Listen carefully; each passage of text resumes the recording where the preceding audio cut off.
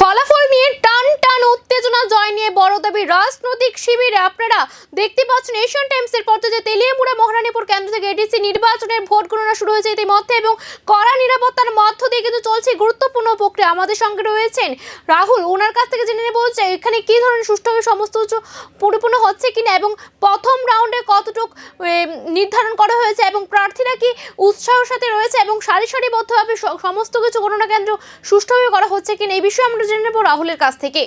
রাহুল, তোমার কাছে জানতে চাইবো যে এই মুহূর্তে গণনা প্রক্রিয়া ঠিক কিভাবে চলছে এবং কত রাউন্ড সম্পূর্ণ হয়েছে।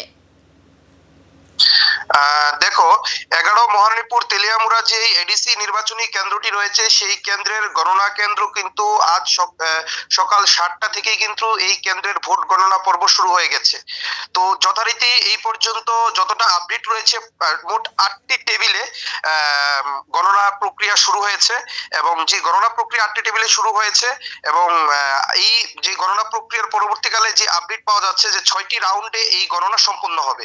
তো প্রথম রাউন্ড শেষে তিপ্রা মথার যিনি প্রার্থী রয়েছে প্রায় 3000-এর উপর ভোটে কিন্তু এগিয়ে রয়েছে যিনি উৎপল দেববর্মা রয়েছে তিপ্রা মথার। আর নিরাপত্তা ব্যবস্থা যদি কথা বলি, যদি সেখানে কতটা কড়াকড়ি রয়েছে এবং কোনো বাহিনী মোতায়েন রয়েছে কিনা?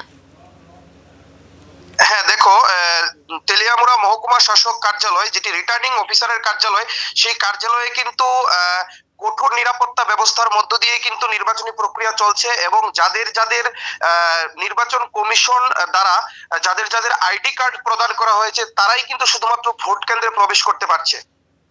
কোথাও কি প্রার্থী বা কোনো রাজনৈতিক দলের প্রতিক্রিয়া এখনো পর্যন্ত পেয়েছে কিছু?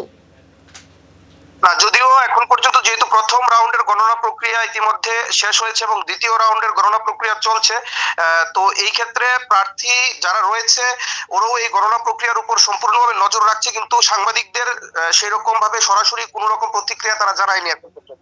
সঙ্গে থাকো তুমি। তেলিয়ামুড়া এডিসি নির্বাচনের গণনা প্রক্রিয়া এবং আরও আপডেটের জন্য আমাদের সঙ্গে থাকুন। এশিয়ান টাইমসের পর্দায় আমাদের প্রতিনিধি রাহুলের কাছ থেকে এতক্ষণ জেনে নিলাম যে তেলিয়ামুড়ায় যে এডিসি নির্বাচনে ভোট গণনা শুরু হয়েছে এবং সেখানে কিন্তু প্রথম রাউন্ডে একাধিকভাবে এগিয়ে তিপ্রা মথা সেই বিষয়ে আপনাদের সামনে তুলে ধরার চেষ্টা করেছে এবং আপনারা দেখতে থাকুন এশিয়ান টাইমসের পর্দায়।